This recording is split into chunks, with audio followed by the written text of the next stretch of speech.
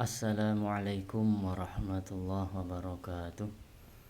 Bismillahirrahmanirrahim. Alhamdulillahirabbil alamin. Wa bihi nasta'inu ala umuri dunya waddin. Wassalatu wassalamu ala asrafil anbiya'i wal mursalin Sayyidina Muhammadin wa ala alihi wa sahbihi ajma'in, amma ba'd. Anakku sekalian yang Ustaz banggakan, alhamdulillah kita bertemu kembali dalam pembelajaran jarak jauh untuk mata pelajaran Akidah Akhlak kelas 9. Mudah-mudahan kalian semua selalu dalam keadaan sehat walafiat dalam lindungan Allah Subhanahu wa taala. Amin Allahumma amin. Anakku sekalian, sebelum kita lanjutkan pembelajaran jarak jauh untuk pertemuan kali ini, mari kita buka terlebih dahulu dengan membaca Ummul Kitab Suratul Fatihah dengan harapan dan permohonan kepada Allah, mudah-mudahan ilmu yang akan kita pelajari ini oleh Allah dijadikan ilmu yang manfaat, barakah fid dini wad dunya wal akhirah. Ala hadhihi niyyah wa ala kulli niyatin salihah bijahi Rasulillah sallallahu alaihi wasallam. Al-Fatihah. A'udzu billahi minasy syaithanir rajim. Bismillahirrahmanirrahim. Alhamdulillahi rabbil alamin. Ar-Rahmanir Rahim. Maliki yaumiddin. Iyyaka na'budu wa iyyaka nasta'in. Ihdinas siratal mustaqim. Siratal ladzina an'amta 'alaihim ghairil maghdubi 'alaihim waladdallin.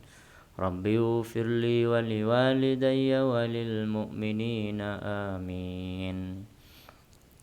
Anakku sekalian, untuk pertemuan kali ini kita akan membahas tentang iman kepada qada dan qadar Allah. Memahami makna qada. Secara bahasa, kata qada dalam Al-Quran itu memiliki arti hukum atau ketetapan dan kejadian. Itu arti qada menurut bahasa. Sementara menurut istilah, qada artinya ketetapan Allah Subhanahu wa taala atas segala sesuatu yang tercatat di Lauhil Mahfuz sejak zaman azali. Jadi semua ketetapan Allah terkait dengan alam semesta ini itu disebut dengan qada ya, yang sudah tertulis di Lauhil Mahfuz sejak zaman azali. Apa zaman azali?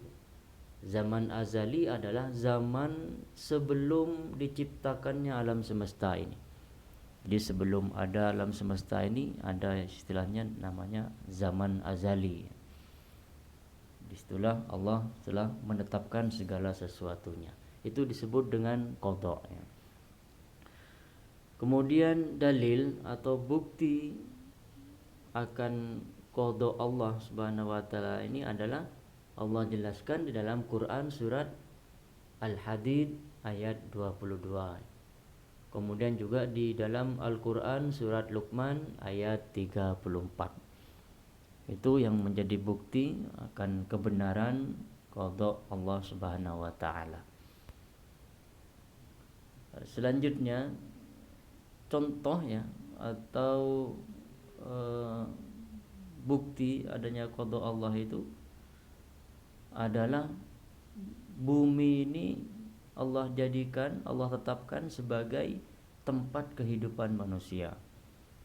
Jadi Allah sudah menetapkan bahwa bumi ini yang dipilih oleh Allah untuk menjadi kehidupan, menjadi tempat ya kehidupan manusia. Kemudian juga Allah menetapkan matahari sebagai pusat tata surya. Kemudian juga contoh qada Allah itu adalah kelahiran. Kemudian jenis kelamin manusia dan juga kematian. Jadi kelahiran manusia, jenis kelamin, bahkan nanti masalah kematiannya itu sudah Allah tetapkan, yaitu yang disebut dengan qada. Ini makanya manusia tidak ada yang tahu kapan dia lahir, kemudian dari rahim mana dia dilahirkan, itu sudah menjadi ketetapan Allah. Bahkan jenis kelaminnya pun, apakah dia laki-laki perempuan, itu sudah menjadi qada Allah, menjadi ketetapan Allah. Jadi itu contoh-contoh tentang qada Allah ya. Kemudian sebagai orang Islam kita harus yakin dan percaya bahwa semua yang terjadi dan yang akan terjadi itu sudah merupakan ketentuan dan ketetapan dari Allah Subhanahu wa taala. Jadi kita harus yakin dan percaya bahwa semua yang terjadi dan yang akan terjadi di alam semesta ini itu sudah merupakan ketentuan dan ketetapan dari Allah Subhanahu wa taala. Bagaimana sikap kita sebagai orang yang beriman terhadap qada Allah? Tentunya sikap yang harus kita lakukan sebagai orang yang beriman terhadap qada Allah adalah yang pertama, rajin beribadah dan berdoa kepada Allah, karena kita tidak tahu qada, kita tidak tahu. Jadi apa yang akan terjadi kepada kita di kemudian hari kita tidak tahu. Makanya kita harus rajin beribadah dan selalu berdoa memohon kepada Allah. Yang kedua, rajin berusaha dan berikhtiar ya. Jadi kita tetap berusaha berikhtiar yang terbaik untuk kehidupan kita. Kemudian yang ketiga, sikap kita yang harus kita lakukan adalah sabar dan berlapang dada atas semua ujian dari Allah. Jadi semua cobaan, ujian yang kita alami itu sudah merupakan ketentuan dan ketetapan dari Allah. Jadi kita harus bersabar dan lapang dada ya. Kemudian yang keempat adalah tidak takabur ya, atau sombong dalam hidup. Jadi dalam kehidupan kita dilarang untuk bersikap takabur atau sombong ya. Jadi itu sikap-sikap yang harus kita lakukan sebagai orang yang beriman terhadap qada Allah Subhanahu wa taala. Jadi itu anakku sekalian, untuk sementara ini yang kita bahas ya adalah mengenai tentang makna qada Allah Subhanahu wa taala. Selanjutnya silakan kalian kerjakan latihan soal ini untuk memperkuat pemahaman kalian terhadap materi yang telah Ustaz sampaikan. Jadi yang pertama, jelaskan arti qada menurut bahasa. Yang kedua, jelaskan arti qada menurut istilah. Kemudian yang ketiga, soal yang nomor 3, yaitu yang dimaksud zaman azali adalah, jadi apa yang dimaksud dengan zaman azali itu. Kemudian yang keempat, sebutkan contoh ya atau bentuk qada. Contoh qada Allah Subhanahu wa taala. Kemudian yang kelima, sebagai orang yang beriman, apa sikap kita terhadap qada Allah? Jadi bagaimana sikap kita terhadap qada Allah Subhanahu wa taala?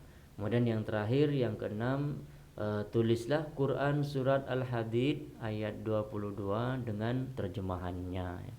Jadi silakan latihan soal ini kalian kerjakan di buku latihannya. Soalnya ditulis kemudian dijawab. Sementara tidak perlu dikumpulkan ya. Insyaallah mungkin minggu depan atau minggu depannya lagi menunggu perintah dari Allah. Menunggu perintah dari Ustadz ya. Nanti akan Ustadz sampaikan hasil latihan kalian ini kalian kumpulkan di e-learning, nanti diupload di e-learning, karena untuk sementara e-learning madrasah masih dalam perbaikan ya. Untuk saat ini masih belum bisa digunakan. Demikian anak sekalian, selamat mengerjakan ya. Mudah-mudahan besar manfaat dan barokahnya. Demikian, mohon maaf. Wassalamualaikum warahmatullahi wabarakatuh.